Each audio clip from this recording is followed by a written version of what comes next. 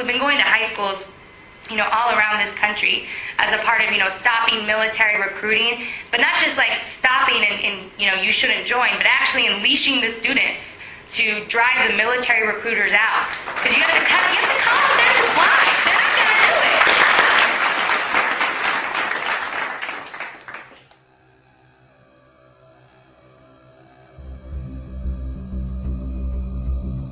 it. People begin to see the whole Bush regime as, immoral and wrong. Students on campuses were like walking out of schools. The CIA would come on campus and students would chase them off. High school students were, including here, and high schools around the area. So it's time to bring that shit back. This is kind of the history. I think that, people forget about, what things were like. But the problem was actually this resistance didn't go far enough, and it didn't actually break out of the confines of appealing to the powers that be. And so this is, what we need to do this time. Because, one of the things that's happened is, look, Obama was the last great hope. And now we're 16 months in, and he's not only just, doing the same things Bush was doing, but he's actually doing more. The whole problem with Obama is that he's able to rebrand this whole program in a way that makes people feel good about it. The protests that happened and the resistance that happened, it was very important, but all of that got sucked out once they put out Obama. And it was a little bit of a trump card in terms of they had to figure out a way how to get people back into the fold again, how to get people back. Don't worry, things are going to be okay. And because Bush wasn't driven from power and because he wasn't held accountable for the things that he's done, his program has become codified. Now people have gotten used to living with a little bit of torture. People have gotten used to bombs being dropped on places in the Middle East, including on Palestine, and this is sort of the ethos and the morality that's been shaped, and we have to go out there and change this. It's not going to come from Congress. We can't actually look there. We're talking about a movement that's so big and so powerful and so sustained that it actually can't be ignored by the powers that be. This is the reality that soldiers are faced with, that the people of Iraq and Afghanistan are faced with, that the children are faced with, that the people living inside those houses are faced with every single day at the hands of my brothers and sisters. We saw the murder of those civilians. What you can't see is the hundreds of civilians all around that area inside their homes cowering under their tables, under their beds. What you can't see is the children that after these troops leave can't sleep at night. What you can't see is the raw sewage flowing into the streets from where the tanks have run over sewage lines. This is real. And it's happening every single day. And this is but one example in a mountain of crimes that are being done in all of your names that I was complicit in.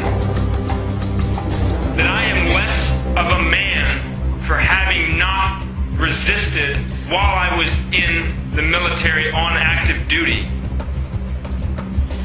I'll say that again, because I think a lot of people in this country feel like the U.S. Army is someplace to go and make a man of yourself. I am less of a man today for having served in the U.S. military. These wars are racist. They're genocidal. The kinds of trainings that soldiers are going through to be capable of these horrors are real, are systematic, are well thought out, have been researched for over 200 years. Because this is nothing new to the United States of America, folks. This is nothing new. We have been doing this since our foundation. Everything we have, we've stolen. It took me a really long time to grasp this, especially having gone through the military and been traumatized by it, and then to come home and be wrapped in an American flag and told that I'm a hero. I can't ever get back what the Army took from me. I'm sorry. That's taking the responsibility off myself. I can't ever get back what I gave to the Army.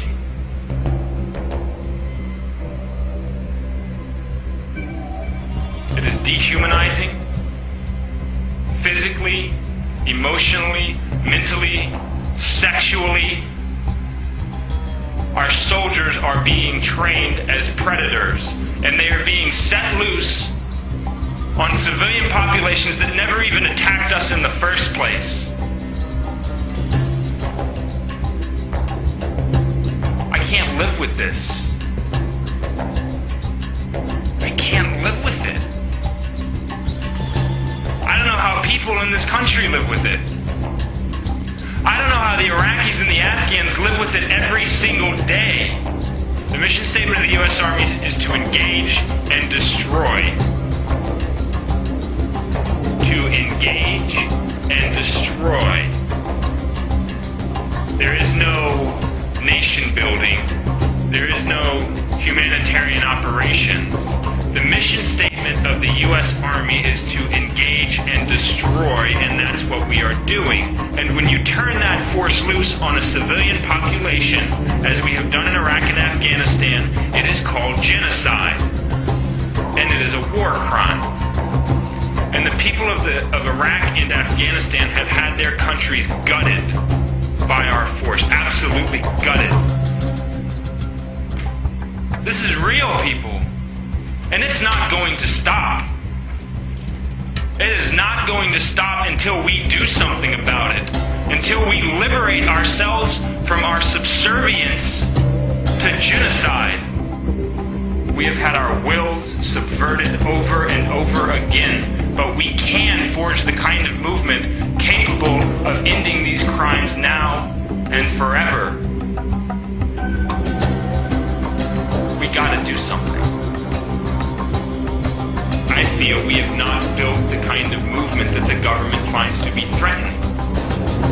You go to peace rallies, you go to peace marches, and you see people marching around with American flags. That makes me sick. The American flag, to me, is a very particular brand of slavery. I was property of the U.S. government, and that flag was my master. And that's one of the reasons why about a month and a half ago, in front of 5,000 people in Washington, D.C., in front of the White House, I burnt that symbol of slavery.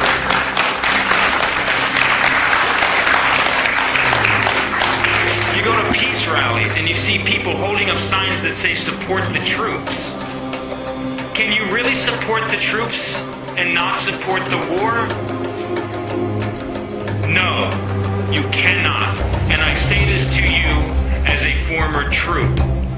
You know why these soldiers are over there doing this? Beyond the fact that they've been dehumanized to the point where it's capable, where they are capable of doing this?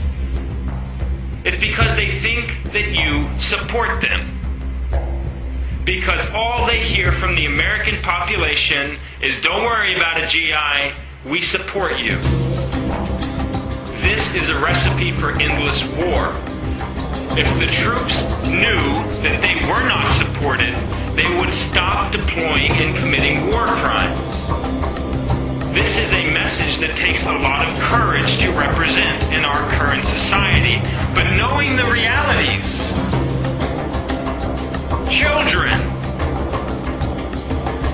knowing the realities, we have a responsibility, not just to the Iraqis and to the Afghans, but to the young men and women who are going to carry this out. They don't want to be there. War's not a fun place. It's not, you know, kicks. It's horrible. It's hell. But they're doing it because they think people support them. If you guys want to support the troops, you got to tell them the truth. You got to tell them that they're involved in genocide. You got to tell them that you don't support what they're doing.